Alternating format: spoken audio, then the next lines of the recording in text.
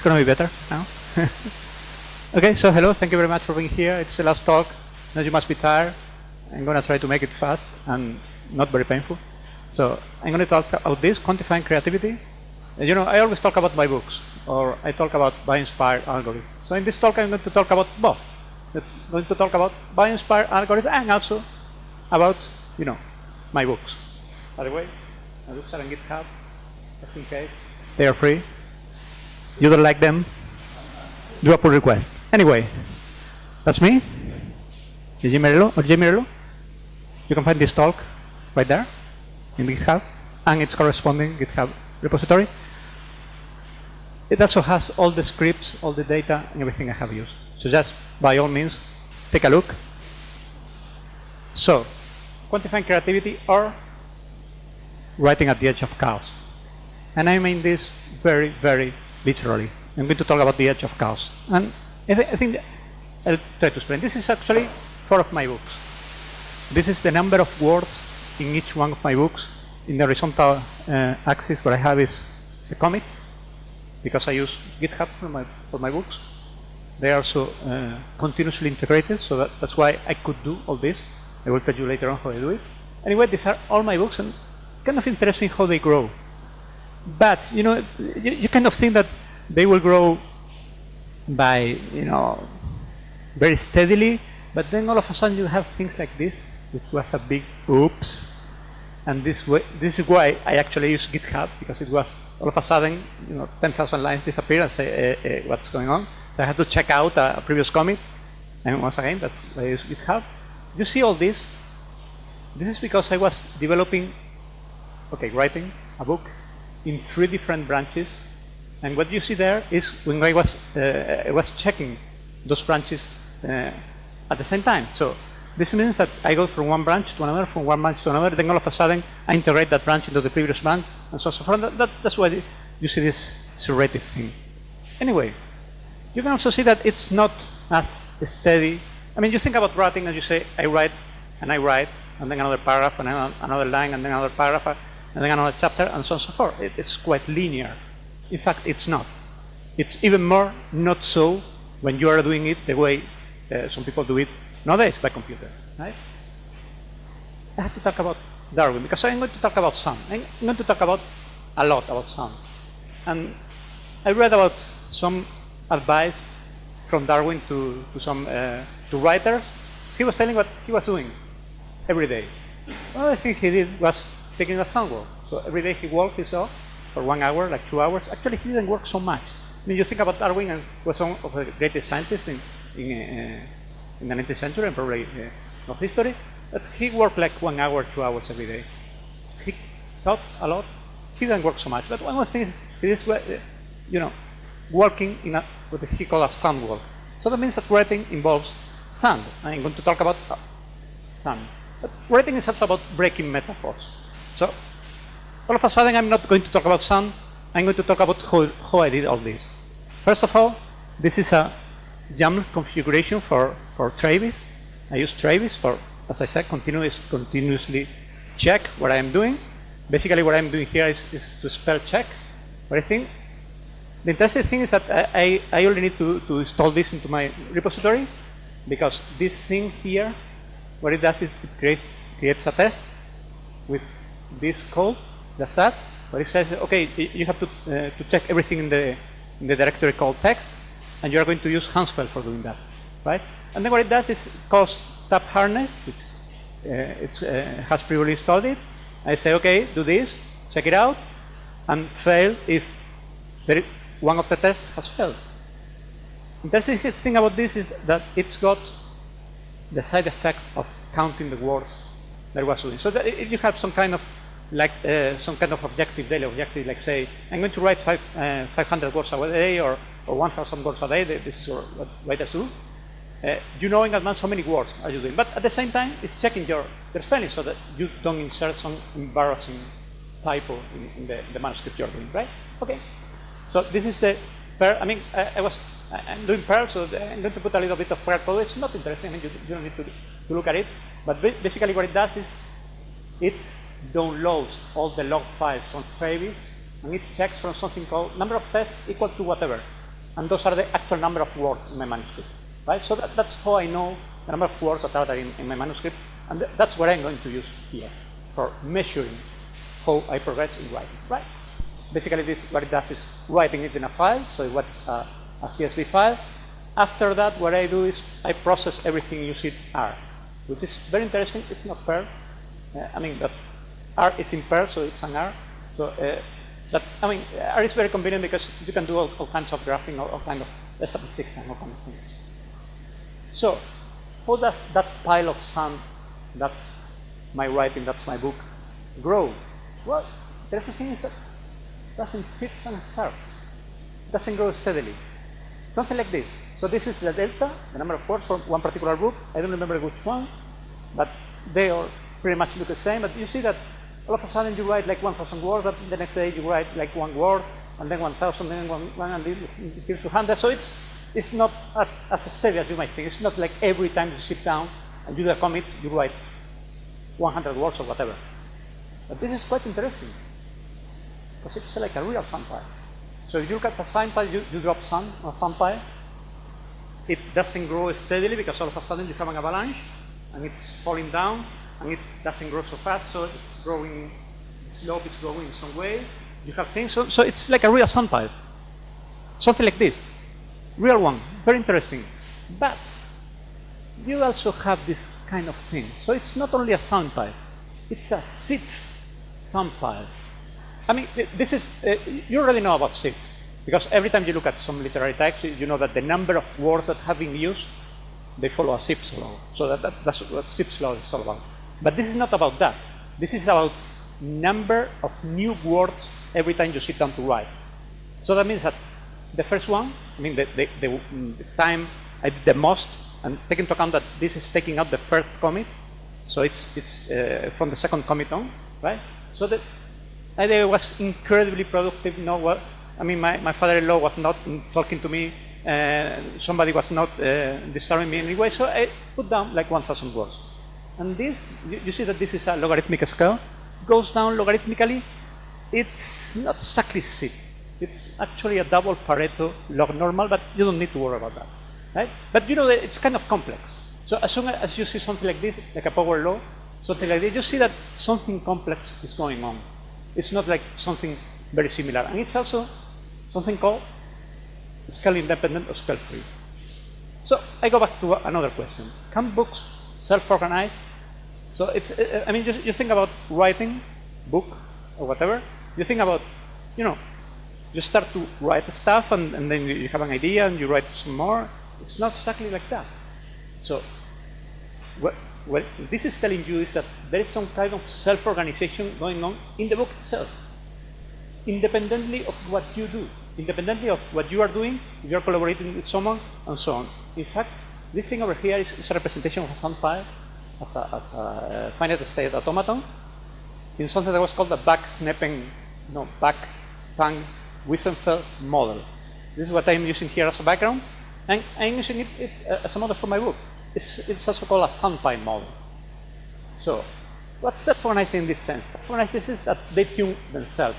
So it means that what the book is doing, how the book is evolving, it's going to evolve independently of what you do. It's going to end up in some particular state that's absolutely independent of what you do. It's self-organizing, right? It's going to reach a critical state. So not all books are like that. You need to spend a certain amount of time. And of course, you need to write it in a particular way. So if you're like, writing by contract, and you have to produce one book every week, and you have to produce like 2,000, exactly 2,000, and you are not doing commits the way I do, maybe it's not going to reach that critical state. But do we find that books reach a critical state? Well, critical changes can cause any effect. That means that all of a sudden you change one word, and that spreads to the rest of the book. So you realize that you have to change one chapter, you realize that you have to change a whole character, you realize that a whole plot line has died, and then you have to invent a new whole plot line. That's a critical state, right? It's not like linear. A new word is not producing a linear effect. So a new word is not producing a new phrase. It's producing a whole new state of the whole book, right? So are we going to find this? Do we know if our book or or paper or whatever is in that critical state, okay, they win if they are scale invariant. That means that the scale is not, it has no average, basically. So you find something like that power law over there. So if instead of that power law, we have found something like this, like a bell, right? That would mean that the average change, I mean, it's got a real average. This power law hasn't got an average, hasn't got an statistical average.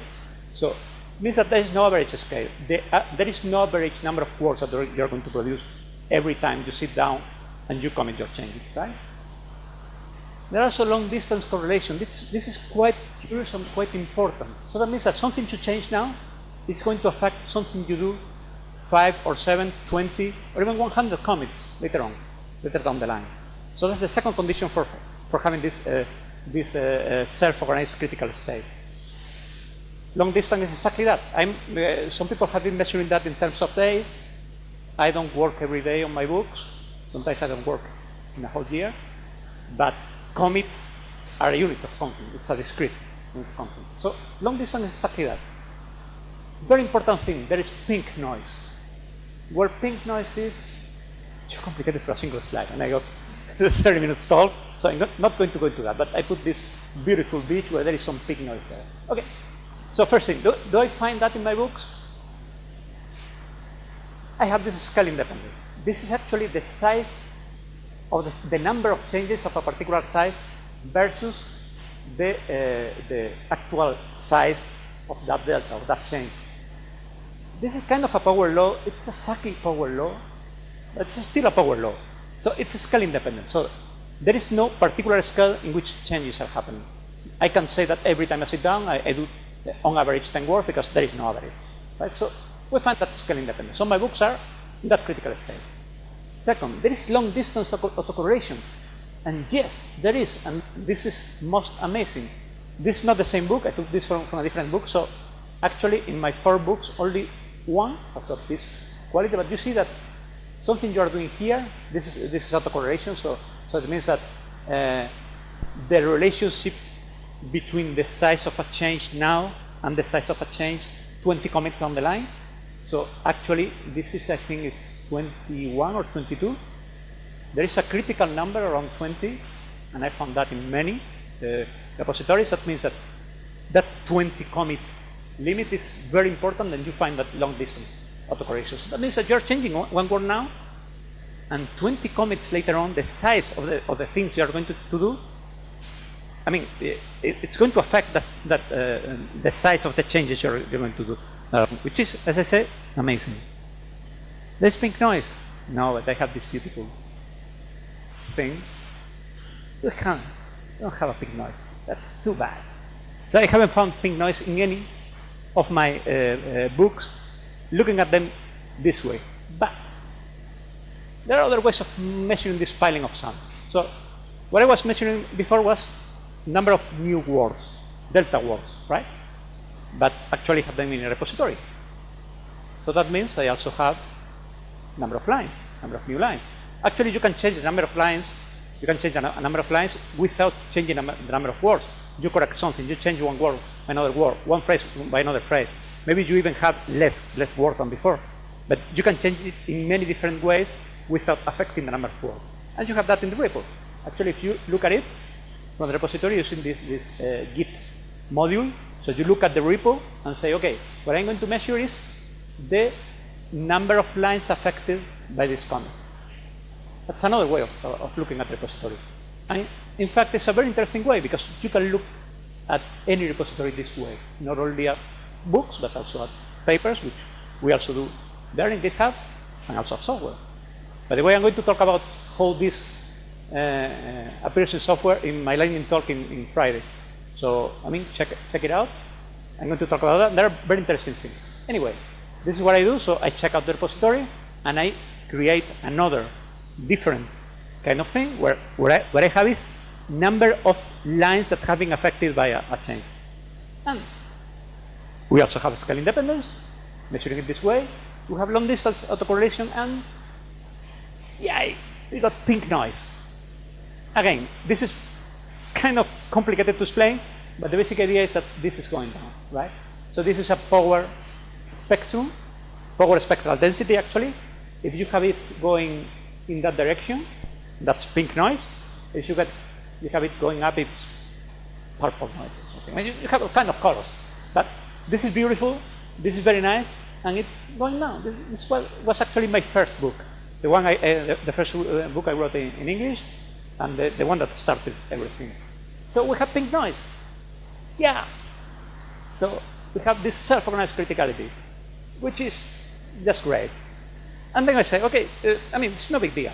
So there are already some studies and some papers published that say that self-organized criticality arises in many, many different things. I mean, in nature, it shows up almost everywhere. But it arises in a slowly driven system with many degrees of freedom, which we have, because you can write mostly everything, you can write any number of words, you can use any vocabulary. It's slow because it's not changing all the time, so you write some words some day, you write some other words some other day, so it's slow. And you have also non-linear dynamics, because you change something, and then all of a sudden you have an idea, you change something else, so it's quite non-linear. So is our system non-linear? So how come that this book is really that kind of system? Because once again, when you think about it, you think about something, you know, sitting down, writing something, you have an idea, you develop the plot, whatever. So how come this kind of system is really so non-linear, really arrives to that self-organized critical state? It's because we are ants. And you say, I'm not an ant. So maybe I'm an ant. Actually, you know that in Spanish, fuego or llama is fire. So we have fire ants, we have llama ants, which are kind of, you know, chameleons, which is related to Perl. Anyway, that's a bad joke. But the thing is that we interact, ants do something, they interact through the environment. So they don't talk to each other. If you see a row of ants, they're not saying, okay guys, we should go in this row, go in that direction, there is bread there. No, no. What they do is they put pheromones in their path, and what they are doing, they are smelling the pheromones, and when they smell the pheromones, they drop pheromones. So they have a system that's called stigmergy. The stigmergy is interaction through the environment. In this case, we are ants, we are writers. Or pheromones is what we write. The environment is actually what we are writing, or book, right? So we are ants, and that's why we behave through this stigmergy mechanism or model in the same way that ants do when they do that kind of thing. And in fact, I mean, you look at ants, and they experimentally have, their ant hill and everything is in a self-organized critical state, and so on and so forth. So we are that kind of ant. So that's why we have this kind of self-organized criticality in our system. So what? When you think about writing, you think about something like this, a Zen garden, right? So it's completely regular, you know, it's very serene, it's very clean. It's completely, you know, something regular. Maybe you look at the final product and you see something like that. You see, oh man, this book is absolutely perfect. But it's not like that. So our books and many of the things we do is in this self-organized, complex, beautiful state. So what can we gather from that? I mean, is it important? Well, the first thing is that what is going to write? So writing is writing. And in fact, I mean, this is that guy over there with that t-shirt. So thank you very much for allowing me to make the photo. So writers are going to write. There are some papers that prove that this self-organized critical state is also present in software systems. There is I wrote a paper, in fact myself, in 2005. So writing software is like writing books. It's very similar, and that's good. And also might help us to improve the product, because I mean, if someone tells you how long is it going to take to write this, you say 1 month. And then they ask you about something completely different. Say, how long is it going to take? 1 month. So in this case, you understand a little bit better how you work. I mean, how this process of creating text or code or whatever really actually works. It might help you to predict, to forecast what's going to happen. And it may help you to improve your writing process and also your thought process, what actually goes into writing, into creating something, right? Automatizing production and repair can be long behind. I mean, just think about every art out there. You have comics, for instance, comic books. Do you think that they have like a pencil and they fill every single part of the cape of whatever? No, they have automatic filling system. They also have some way of doing routines so that if they move from this to that, they can fill in between. But think about writing. Writing books is very incredibly manual process. And what they do, okay, they do Markov analysis and some other kind of things, but this, once again, it's not about the process, it's about the final. If you think about the process, you can think about ways of automatizing at least part of that process. And that might be good, might help people to write things better, because most things people write suck. So, I mean, this is good. And Perl is going to help us to do all that, of course. So, basically that's it. Thank you very much. If you have any questions, I'm here to answer them.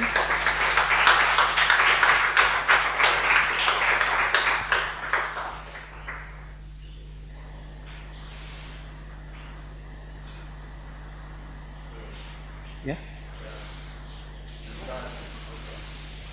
In regard to your last question, your last statement, that you could use the statistical analysis to improve processes, and you even implied maybe that you could use it to improve measurement, like predictions, like, okay, 1 month or whatever.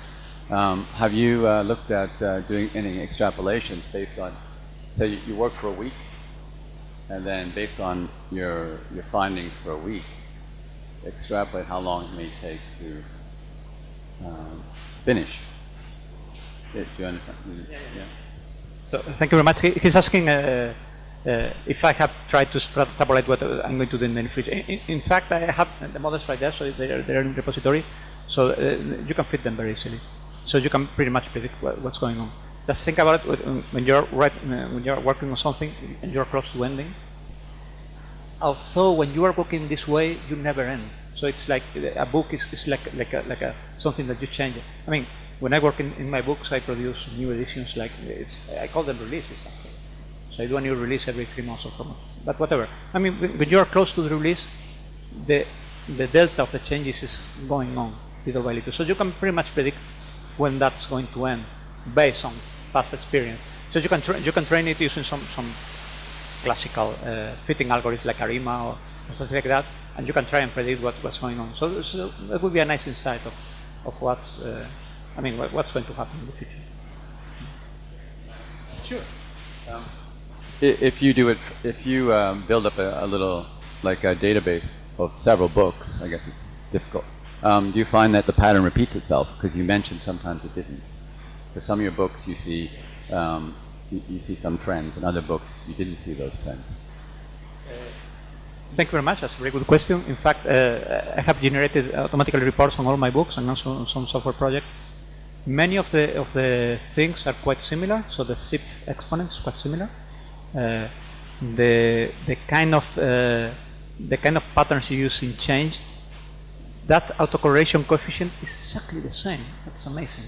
So you have the autocorrelation coefficient with a high value around 20, which is, I mean, I have found it in my own books and also in some other projects. So that I don't know where that comes from. So I mean, you find some very similar patterns. Yeah. There are some kind of constant things. So the SIP exponent is around 0.02. So it's not too high, but sometimes goes down to 0.01, sometimes goes up to, it never goes up to 1, for instance.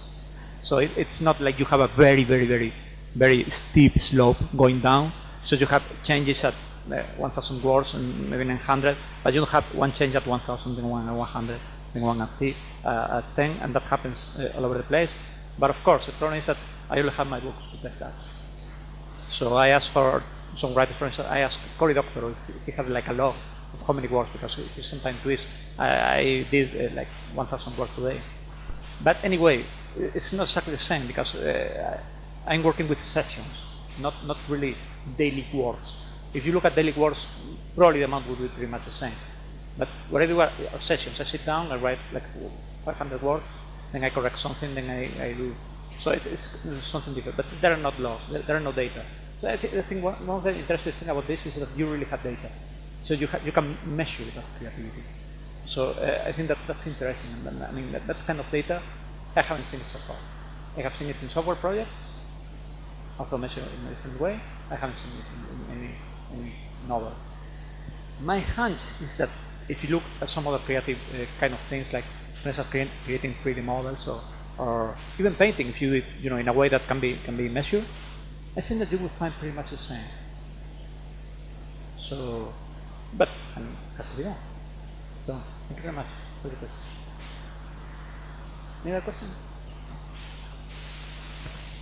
Hi, thank you. I missed the beginning of the talk, unfortunately. So I don't know, just from what I read about the talk beforehand, I was thinking it might go in a certain direction. I have a background, obviously, in Perl and in statistics as well, and also in policy and in writing. I'm a published author. So my question is, I was thinking the talk might include some stuff about, like, for example, analyzing creative writing and determining sort of genre or other certain things about it. And I've used Perl for collaborative writing and things like that. And so I was wondering if you have any thoughts on that. And for example, also in the newspaper, you sometimes read, like, people will do analysis or, like, through Google or other sort of techniques to figure out whether, like, say, for example, newspaper articles are leaning right-wing or left-wing with certain papers or certain, other kinds of textual analysis like that, which obviously Perl is very good at.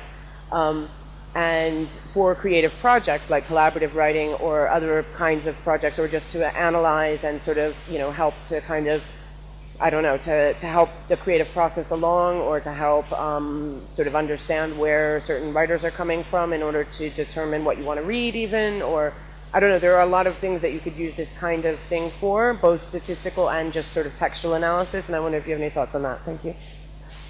Thank you very much. So, I mean, I haven't done.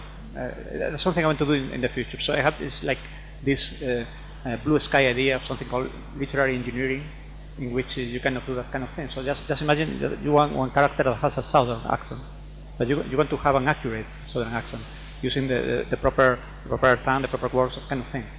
So there are many errors that you can do when you, for instance, there's one stupid thing, but when you're doing a dialogue, you have to check that the character that does the dialogue is the correct one.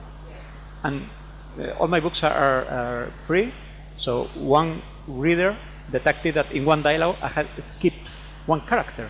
So I was switching characters all of a sudden. So the kind of errors are quite common. My intention, I created this module that is called test colon text. Right now what it does is only count words and check a spelling, but I would like to do some things like check the level of the reader, which is something you can do because there are very interesting Perl modules for doing that. There's something called Fleischmann index and some other kind of things. It measures the level of school you must have to do that kind of thing. But then later on I would like to do that kind of thing. So it's kind of complicated, but I definitely would like to do that. So it's something that I like to do in the future. But right now, I mean, I'm content with doing this. But anyways, thank you very much for your question. So you want a question, or you want me to finish? So I usually write longhand, and when I'm doing a good day, I know I have covered 2 pages. But a lot of those things on the pages are crossed out. So I was wondering whether, your program could also log your keystrokes, so even if you went backwards, you would know how much stuff you had written, even if you had thrown some of it out.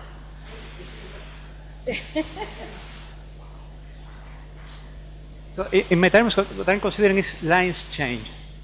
So there might be lines added or deleted.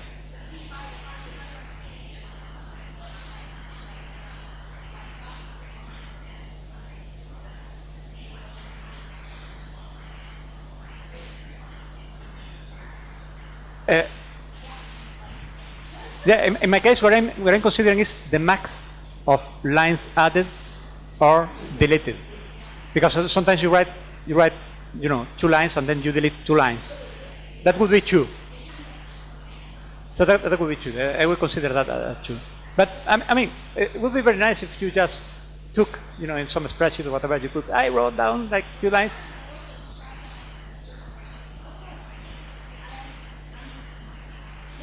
yeah. I mean, I also do that a lot. So sometimes what I do is, I have this spell check, so I find one word that is not well checked, but then all of a sudden I read the sentence it's in and say, doesn't sound right. So, I change that. And then I change the whole paragraph. And I say, then all of a sudden I say, oh, I have an idea. I start some other new thing. So I mean, writing is writing. So writer's going to write. The process, when you do it by hand, is somewhat different because it's more effort and maybe it's a little bit more regular, but it would be very interesting to see your kind of measure, that kind of thing. My hunch is that it wouldn't be too different. Maybe a little, I mean, there are going to be some difference, but I think that this state is something that you're going to find also if you write by hand. So thank you very much for the question. Any other question? No? Okay, thank you very much.